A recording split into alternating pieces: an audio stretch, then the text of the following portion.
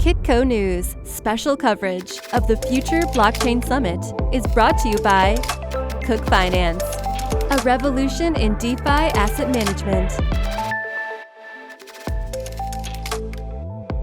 We're here with a living legend. Joe Foster is the co-founder of Reebok. Welcome to the show, Joe. It's an absolute honor to have you. Thank you for the invitation. Joe, everyone knows who you are. Everyone knows the products that you created and the legacy you've left. Tell us about the history, starting from the founding of your company. Where were you where you all started? Well, it's a long story, but we'll try and keep it nice and neat. It really goes back to my grandfather. My grandfather started J.W. Foster and Sons, which became a very famous running shoe company, athletic shoe company, way back in 1895. And he had world records and gold medals from Olympics right in the first decade of the 20th century. So it was right back then. Of course, the second decade, we had World War I, no shoes made. 1920s, that was really his belle epoque, his scene, because you know Chariots of Fire, the film Chariots of Fire. It's a film of Chariots of Fire. Harold Abrahams, Eric Liddell, and Lloyd Burley, they all won gold medals, and they were immortalized in this film. Right. Vangelis, you'll know the tune, Chariots of Fire by Vangelis. But he made those shoes. Unfortunately, my grandfather died in 1933. I wasn't born until 1935, but I was born on his birthday, which meant I had his name. Yes. I brought certainly grandmother said, no, he's brought his name with him. So my grandfather was Joseph, now I'm Joseph. What was footwear like in the 30s before you founded Reebok? Well, he invented the track spike, and for that, the method was called turn shoe, where you made it inside out, you turned it around, and right now we have machinery to do all this. It was all hand sewn. Yeah. Everything was hand sewn together.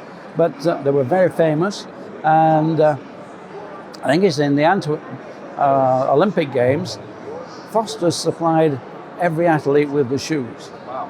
But if you can think back to 1920s, the Olympics was just track and field. Yeah. So you didn't have the enormous amount of athletes that we have today, but they supplied all the athletes at Antwerp. And we actually have paperwork that proves that. So well, that's it. So that was my grandfather.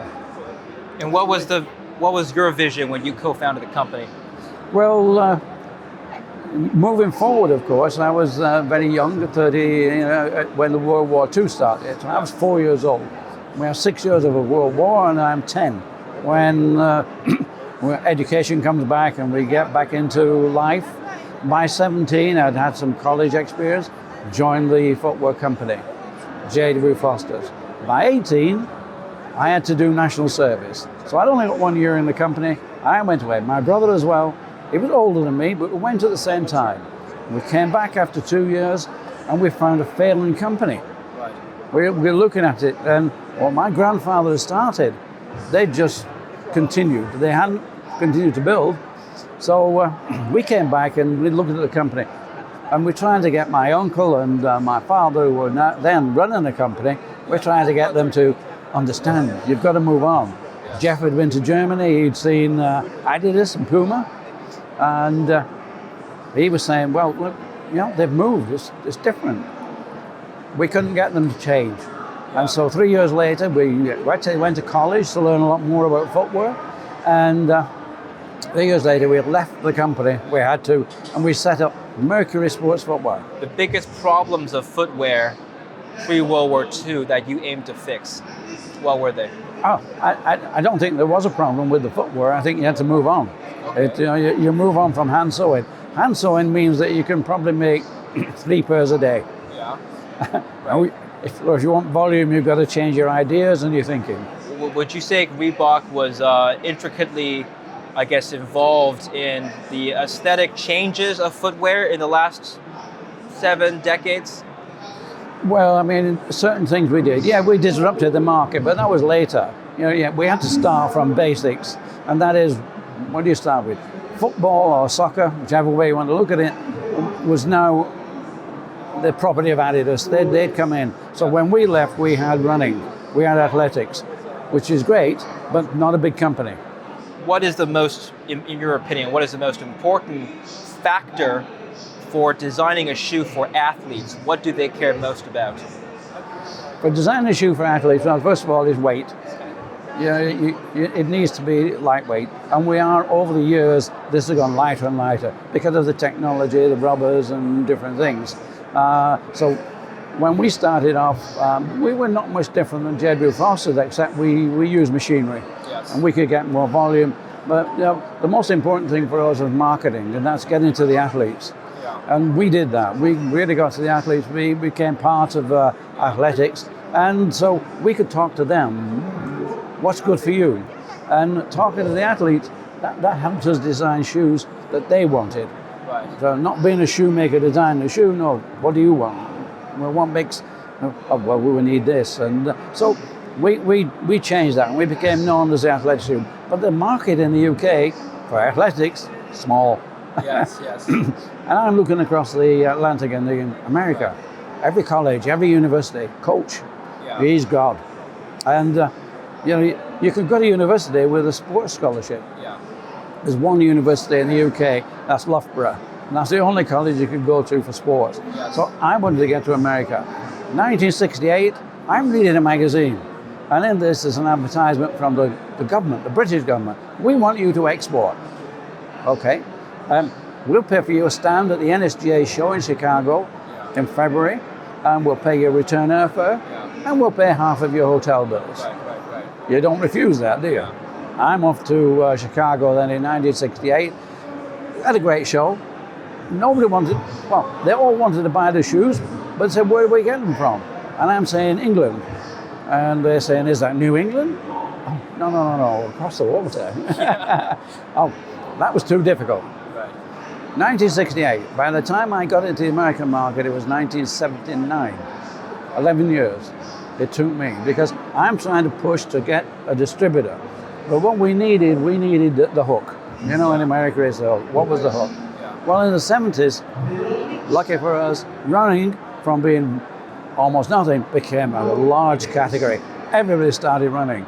And maybe by 1975, with something like 40 million Americans buying shoes and going out there running. Runner's World was helping to fuel that. Joe, what do you think is the next evolution in footwear? Next evolution in footwear? That's a difficult one. I think you should ask youngsters, because we did what we did. And what if you were to poll consumers today, what do you think they want today that was very different from, let's say, when you first started the company? Are there major differences in terms of the demographic use cases? I mean, we see now that companies like Nike, Adidas, Reebok, we're fashion companies now. This is where the volume comes from. So what the athletes want, yes, it's driven by technology.